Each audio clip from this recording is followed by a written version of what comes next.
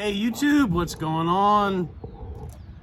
Back to the channel. Happy to see you. I'm here with Lydia and Sam, and Roscoe's too big to be on my lap, but he's right here next to me. If you see Roscoe, get your head up here, bud. No, he's gonna be shy, I guess. Well, coming to you today, wanted to give you a little. We have been here exactly 3 months now. Is that right? 3 months.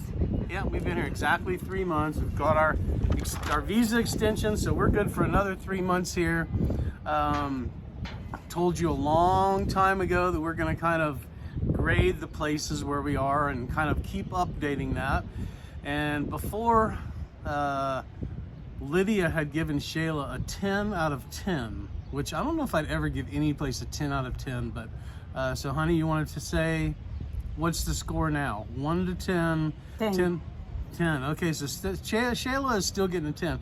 As you can see, we're having just another beautiful day. It's getting close to, it's 5:30 right now, so we're getting close to sunset, and we're just spending some time with Sam and Roscoe up on the roof.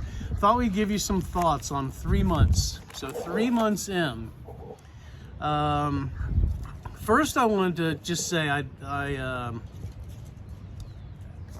my personality and as a career, I was a planner. So that's just how I am. I plan things. I enjoy the planning part, especially for travel. Love to plan the travel and still looking at other places. But recently heard someone say, embrace the new and let go of the past. And so kind of started to think about that a little bit. A lot of you are considering retirement. A lot of you, if you're watching this channel, you're probably considering retirement abroad somewhere. Of course, we would absolutely, suggest, it's not going to be right for everybody, but Xela is a great option for a lot of people, I think. What I started thinking about was, the people that are watching. So questions to kind of ask yourself, like, how long will I actually wait? I mean, do I have savings goals that I'm trying to hit? Am I trying to get to Social Security? Are there some other reasons that I'm waiting? I know some of you, because I've gotten comments from some of you about, particular things that you're waiting for. And, so everybody's going to be a little bit different. But I would just say this, after doing retirement planning for thousands of people over my career, if it's a money thing, I'll just tell you this: almost nobody ever thinks that they have enough money. It's just it must be 99% of people just never think that they have enough money. When you start thinking about your life, mine, over the last few years, I've had 2 friends die of a heart attack. I've had one that has really bad Alzheimer's. I've got an aunt that just a couple of days ago was in surgery for 13 hours. So we're just never promised another day. So, I guess my point is just, try to not let, certain things stand in your way. If you're kind of sitting on the fence, maybe a short little vacation to kind of check out some places that you're thinking about, whether it's Guatemala or Nicaragua or South America somewhere or Southeast Asia. Maybe do a little, 2 or 3 weeks somewhere and just check it out. Now, you're not going to get the feeling of what is life like living there. You're going to get more of the kind of vacation feeling. But yeah, that would just be my comment. Like, are we waiting for something? Now, some people are under 62, don't have Social Security yet, so that might be what you're waiting for. I would just say that, there are other options, especially because I know a large portion of the people that watch this channel are like 45 to 55, so definitely not eligible for Social Security, although some of you may have a pension, if you're a police officer, a firefighter, something like that.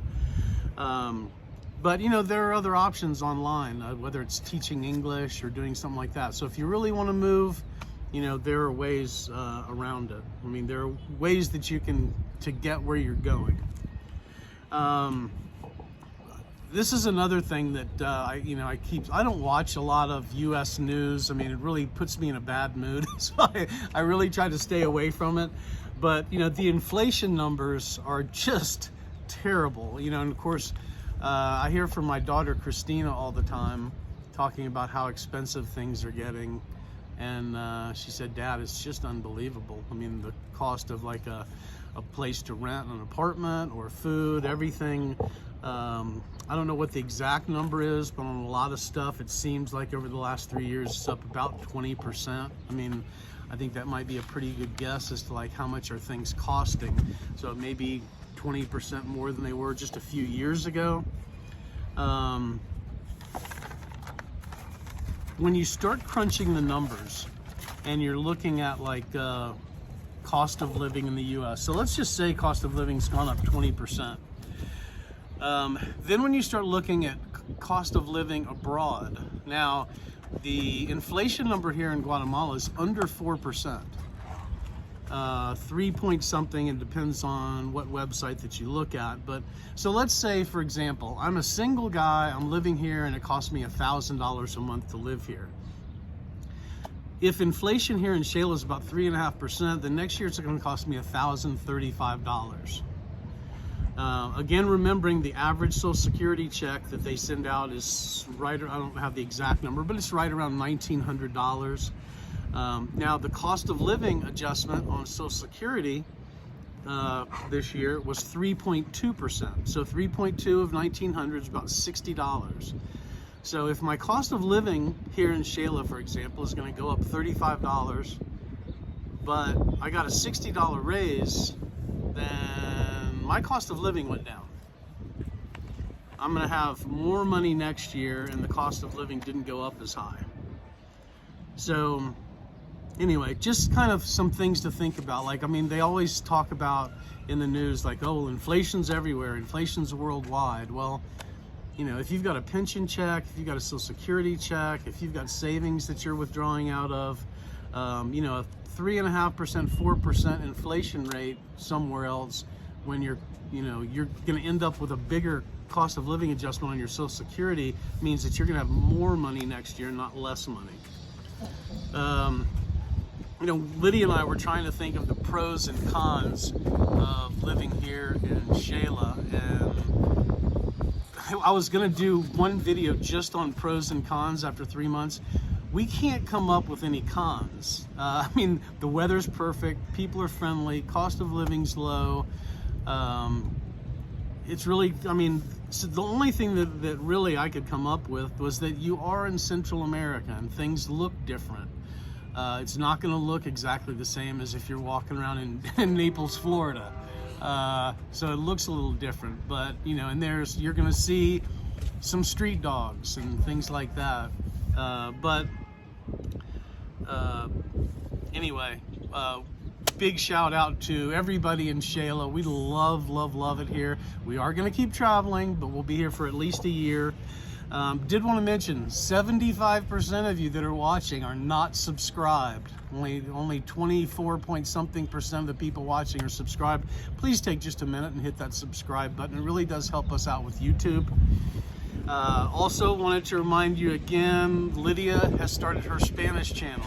If you go onto YouTube and pop into the search box, La Loca Xela, LA space LOCA space XELA. You will see Lydia's La Loca channel. So if you'd like to see a channel in Spanish that's covering Xela also, that's another one. I would just say again, if you're kind of on the fence, you're thinking about retirement, we have not for 1 minute regretted retiring early. And I would say probably number one thing is the stress relief and the much healthier lifestyle. More walking, more fruits and veggies, less stress. It's really good. If you're like, struggling, you're stressed out, you're on that US hamster wheel, it can be very unhealthy. And so I would just say, remember, if you need an adventure, follow along with us as we travel to different places. Maybe you'll get some good ideas. And just remember, if you're not satisfied with where you are, there has to be something more.